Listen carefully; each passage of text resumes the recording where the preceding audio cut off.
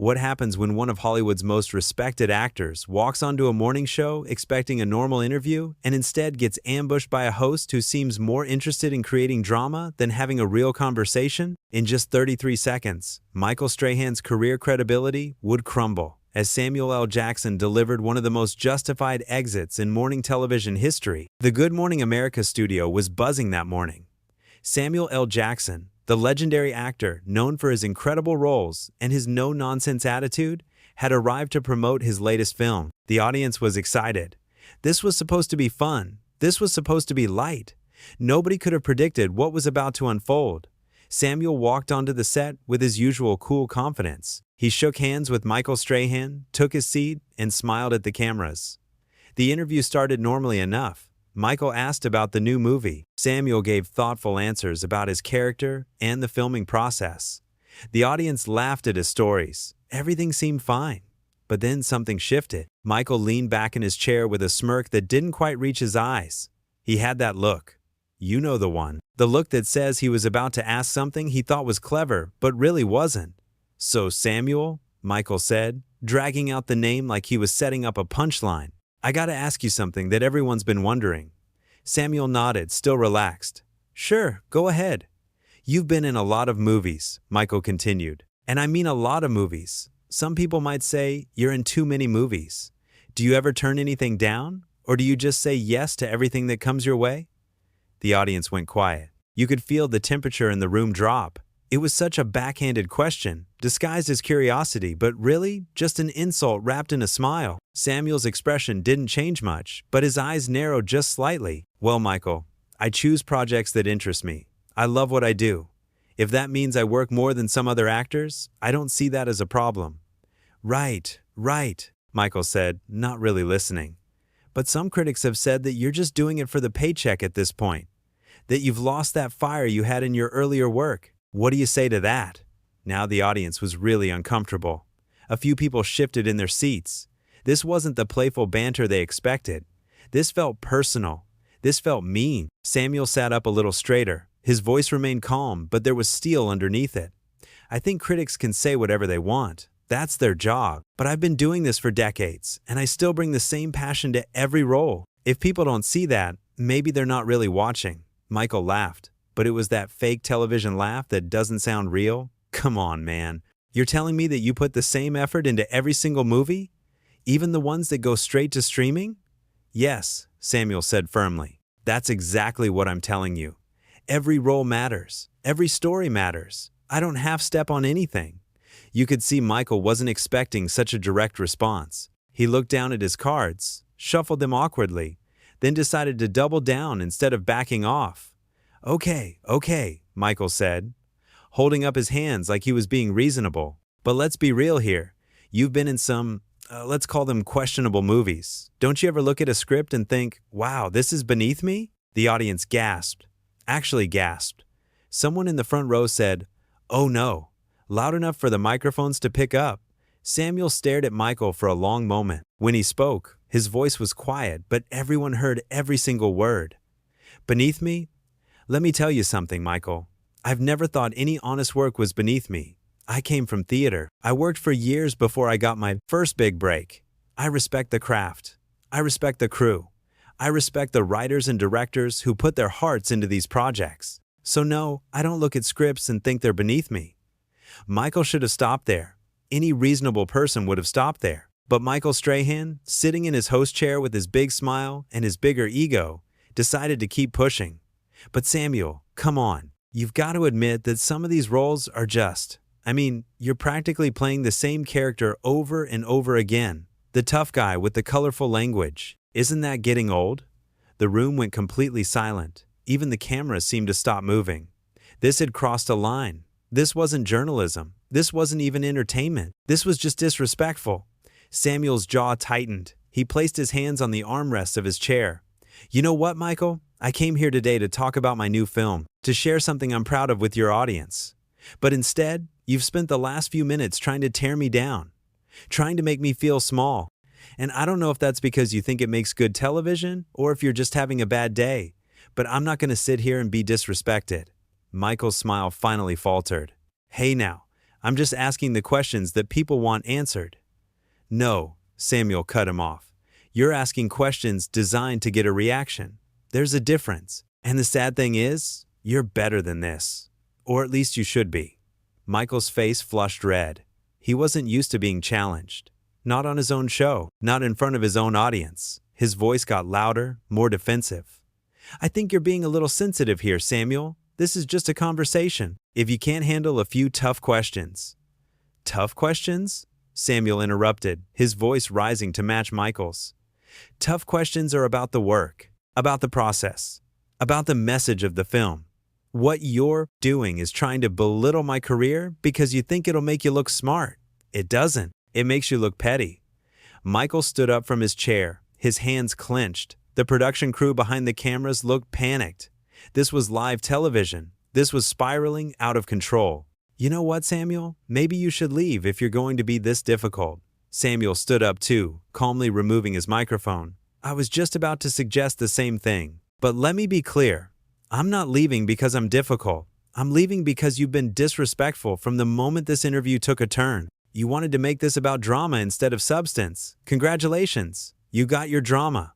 The audience didn't know whether to applaud or stay silent. A few people started clapping but stopped when they realized nobody else was joining in. Michael pointed toward the exit, his voice shaking with anger. "Fine. Go. We don't need you here anyway." Samuel looked at him with something close to pity.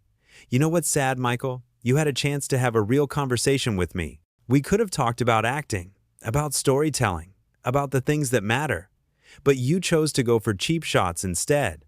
That says more about you than it does about me." Michael's face was bright red now. He was furious, but also embarrassed, because deep down, he knew Samuel was right. "Get out," he shouted, losing all composure. "Get off my stage." "It's not your stage," Samuel said quietly as he walked toward the exit. "It belongs to the network. You just sit in the chair, and if you keep treating guests like this, you won't be sitting there much longer." The cameras followed Samuel as he walked off the set with his head held high. He didn't storm off. He didn't slam anything or make a scene. He simply left with dignity. Behind him, Michael stood alone on the stage, breathing hard, realizing that he had just made a terrible mistake in front of millions of viewers. One of the producers rushed onto the stage, whispering urgently to Michael. The audience sat frozen, unsure of what they had just witnessed. Some people had their phones out, already recording and posting what they could capture. This was going to be everywhere within minutes. Michael tried to compose himself. He straightened his tie, cleared his throat, and attempted to smile at the camera. But it was too late. The damage was done. His mask had slipped, and everyone had seen what was underneath. "Well," Michael said, his voice cracking slightly, "I guess we'll take a commercial break." But before they could cut away, you could hear Samuel's voice from offstage, talking to someone from his team. The microphones picked it up clearly. "I don't care who he is or what show this is. Nobody talks to me like that. I've earned my respect, and I'm not going to let anyone take it away." Those words echoed through the studio. They echoed through living rooms across America. They echoed through social media as clips of the confrontation spread like wildfire. The thing about Samuel L. Jackson is that he's never been one to back down from standing up for himself. He's been in this industry long enough to know his worth. He's worked with the best directors, starred in some of the biggest films, and earned the admiration of fans and colleagues alike. He didn't need Good Morning America, but Good Morning America definitely needed him more than Michael Strahan wanted to admit. What made this whole situation worse was how unnecessary it all was. Michael could have asked about Samuel's preparation for roles. He could have asked about working with different directors. He could have asked about his favorite moments from his long career. There were 1,000 interesting directions the interview could have gone. Instead, Michael chose confrontation. He chose to question Samuel's integrity and work ethic, and he paid the price for it. The audience members who were there that day would later describe the atmosphere as electric and uncomfortable at the same time. They came expecting to see a fun interview with a beloved actor. Instead, they watched a host self-destruct in real time. They saw someone let their ego get in the way of doing their job properly. After the commercial break, Michael returned to the stage, but Samuel was long gone. Michael tried to move on to the next segment, but you could tell his heart wasn't in it. He stumbled over his words. His timing was off. The natural charisma that usually made him a good host had evaporated. He looked like someone who knew he had just ruined something important and didn't know how to fix it. The other hosts on the show tried to help smooth things over, but it was awkward. Everyone knew what had happened. Everyone had seen it. And trying to pretend it didn't happen just made it more obvious that something had gone terribly wrong. What Michael failed to understand in that moment was that Samuel L. Jackson didn't need to prove anything to anyone. The man has been in over 150 films. He's worked with Quentin Tarantino, Spike Lee, Steven Spielberg, and countless other legendary directors. He's been nominated for Academy Awards. He's won numerous other awards. His movies have made billions of dollars at the box office. He's a cultural icon. But more than all of that, Samuel has earned respect through decades of consistent, powerful work. He shows up, he does the job, he treats people with professionalism, and he expects the same in return. That's not unreasonable. That's not being difficult. That's having standards. Michael, on the other hand, showed that morning that he cared more about creating a moment than having a meaningful conversation. He wanted to be provocative, but didn't have the skill to do it in a way that was actually interesting or insightful. He just came across as rude and unprepared. The questions Michael asked weren't even original. They were the kind of lazy criticisms that people throw around on the internet without thinking. The idea that an actor who works a lot must be doing it just for money. The suggestion that someone who has a successful career must not be putting in real effort anymore. These are tired takes that don't hold up to any real scrutiny. Samuel has been very open over the years about why he works as much as he does. He loves acting. He loves telling stories. He loves the collaborative process of making films. Yes, he gets paid well for it, but so what? Should he apologize for being successful? Should he turn down good roles just because some people think he should work less? That's absurd. And the comment about playing the same character over and over again showed that Michael hadn't actually watched Samuel's recent work. Yes, Samuel has a recognizable presence and style, but he's also played a wide variety of characters. He's done drama, action, comedy, and everything in between. He's played heroes and villains, real people and fictional characters, leads and supporting roles. To reduce all of that to the tough guy with colorful language is reductive and frankly, insulting. When Samuel called Michael out on this, he wasn't being sensitive. He was being accurate. Michael was trying to use cheap tactics to make himself look good at Samuel's expense, and Samuel wasn't going to play along. The part where Michael told Samuel to leave if he was going to be difficult was particularly revealing. It showed that Michael saw the interview as something he controlled, like Samuel was there to perform for him rather than engage in a mutual conversation. That's not how respect works. That's not how professional relationships work. Samuel's response was perfect. By calmly removing his microphone and preparing to leave on his own terms, he took back control of the situation. He wasn't being kicked out. He was choosing to leave because he refused to be treated poorly. There's a big difference. And when Michael shouted, "Get off my stage," he revealed his true character. He was angry that he wasn't in control anymore. He was embarrassed that Samuel had called him out. So he resorted to yelling and trying to assert dominance. It was childish and unprofessional. Samuel's final words to Michael were devastating precisely because they were true. Michael had wasted an opportunity. He could have had a great interview with one of the most interesting actors in Hollywood.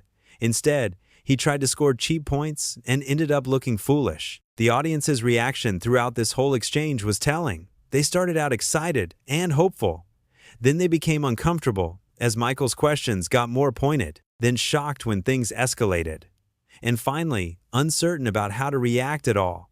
Nobody was entertained by this. Nobody thought it was good television, except maybe Michael, who seemed to think he was being bold and edgy.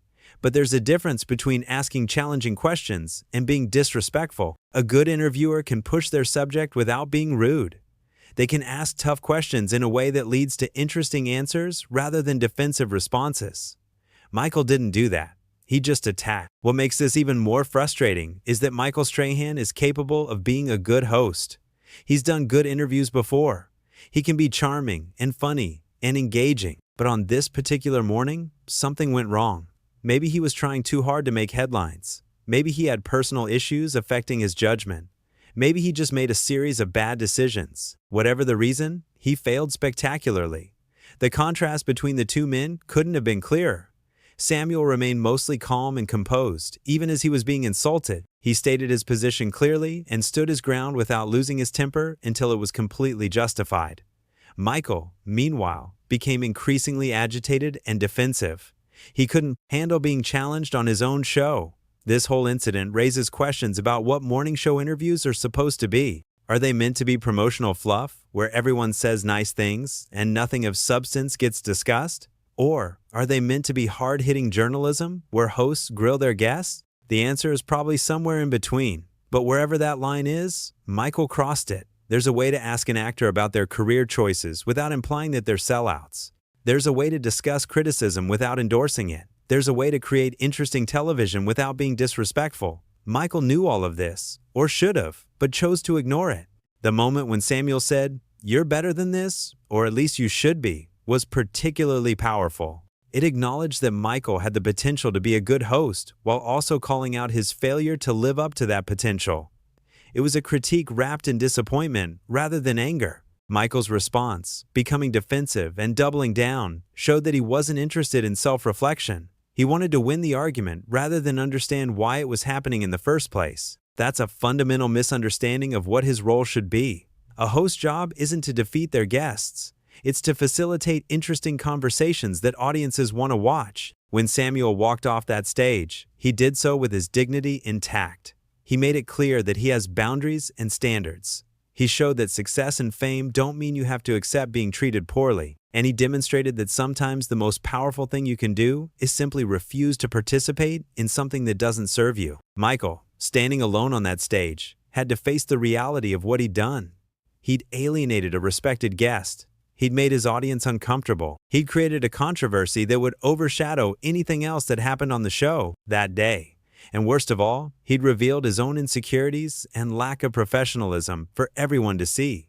The production crew's panic was understandable. This wasn't a planned moment. This wasn't a publicity stunt. This was a real conflict happening in real time on live television. They couldn't cut away fast enough. They couldn't edit it out. It was happening and everyone was watching. The fact that Samuel's words from offstage got picked up by the microphones was almost poetic.